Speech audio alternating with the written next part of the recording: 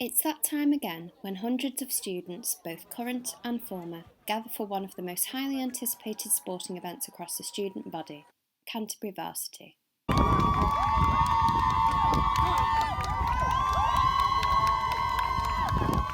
Across the past week, teams from Canterbury Christ Church University and the University of Kent battled it out in 20 sports, ranging from rugby, football and hockey to equestrian, cheerleading and pole fitness.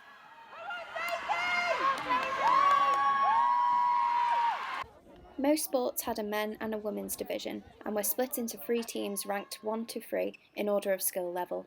Each match would award a certain number of points to each side. 3's 1 point, 2's 2 points and 1's 3 points. The first team to reach 45 points is crowned varsity champion.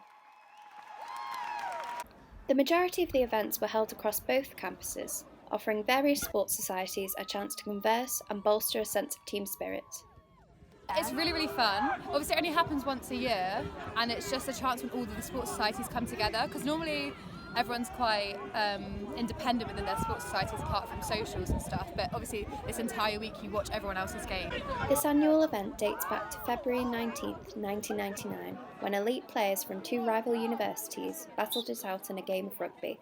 This singular match sparked a fierce rivalry between Kent University and Christ Church, which is still felt keenly to this day. The rivalry is pretty intense.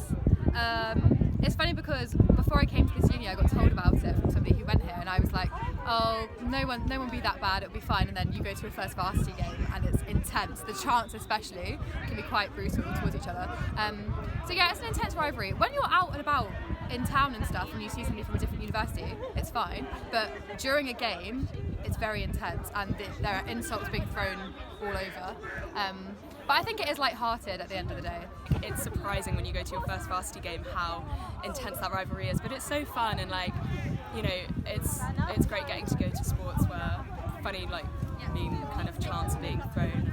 There's that rivalry, it kind of makes sports more entertaining. But that doesn't mean that I don't think the unis actually hate each other. Even with such heightened tensions, the event never lost sight of its main aim, to showcase the immense dedication and ability of university sport. And what was the result? As last week's games drew to a close on Wednesday, UKC were crowned the overall winners of varsity with a score of 61 to 20. UKC! UKC! UKC!